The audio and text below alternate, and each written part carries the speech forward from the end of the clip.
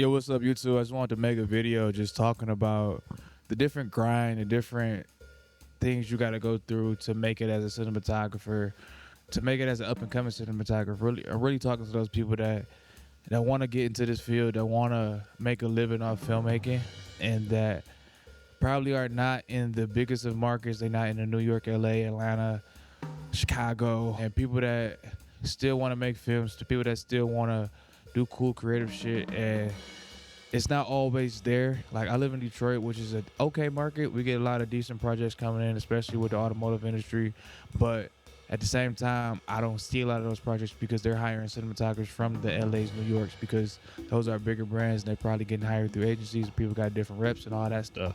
So I'm able to make a living though without getting the bigger projects by having a diversity of work that I do. So just want to talk to you about that and different things you can think about while you're on the up and coming journey of your cinematography journey. So let's dive into it. First things first, like I said, let's diversify the portfolio of what you do.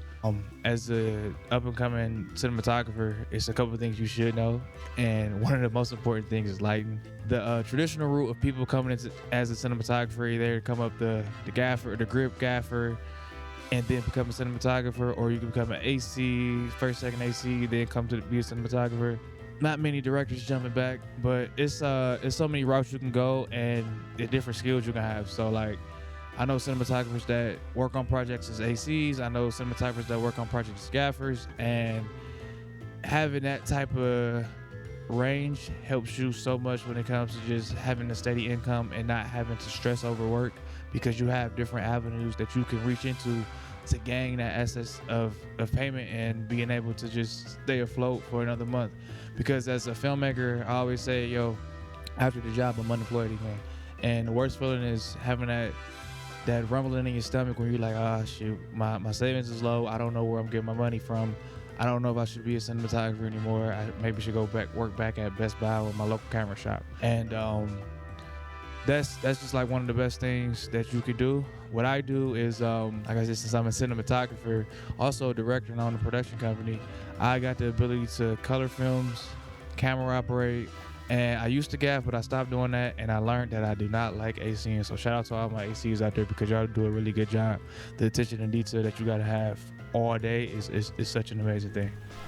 Second, you may have to start investing into the stocks, investing into yourself, investing into a building. Right now, I'm sitting in my studio.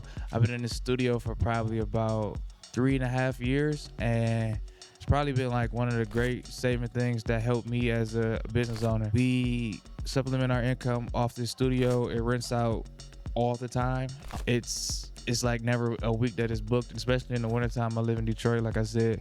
It's always like bringing on projects, new projects, and people want to come here and rent the space out. And it's something I would say that's close to passive income, while I can still work my cinematography job and keep the company running. Because what we do have is our office in the front of this space, so it kind of works hand in hand. While I'm up here doing some edits or just doing some paperwork or research, people are here renting the space out. Third thing, it's another investment, is camera gear. You can buy camera gear. I know it's probably something crazy, like I'm trying to like figure out my life, but if you do eventually end up buying a camera, that camera can like really help you get more jobs, or also be on jobs while you're not on your job. So you can always have renting different camera gear or renting out your camera gear, and sometimes you just get more work for having the camera. It's kind of crazy. People in smaller markets are typically likely to hire you more because you have that camera already, because usually when it's a what's the word for the user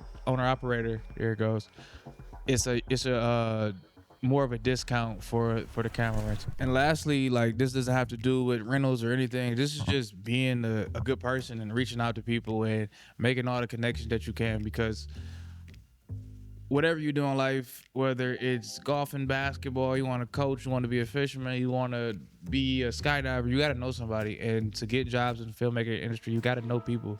So you got to reach out to people, you got to talk to people, you got to network, and not in an annoying way. You just got to be yourself and let your work kind of speak for itself at the same time, but also shake hands and be like, yo, this is who I am. I'm Clark Bishop. Nice to meet you. I do great film work, and I would like to be an asset to you.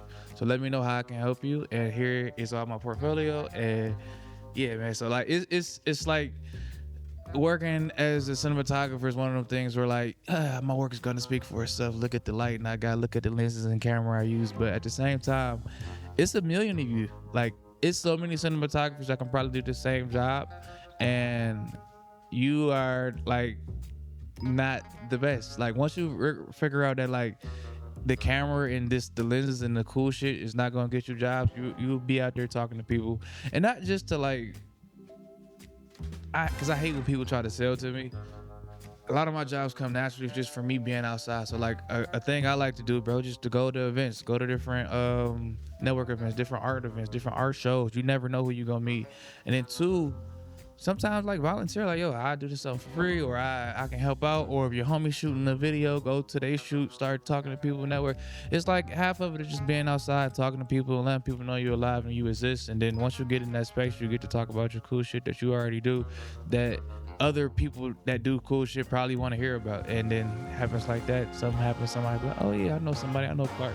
We got to probably do a project together. So it's those type of things that can help you really live a decent life in this filmmaking career, because it's a grind and it shouldn't be. And God thankful enough, I have been out of that grind. I've been able to network with everybody. I got the different things in line that help me out, and even ventures like YouTube right now is kind of helping me out now. Finally, I didn't think it was going to be another source of income, but it's now I'm getting cool shit, good shit sent to me, and it's like, yo, it's time. And you can do it too, man. It's just a lot of patience, but persistence and writing down goals and making stuff happen. So be disciplined and do those things. And I appreciate y'all for watching this video. My name is Clark Bishop. Follow me on Instagram at Clark's Visions.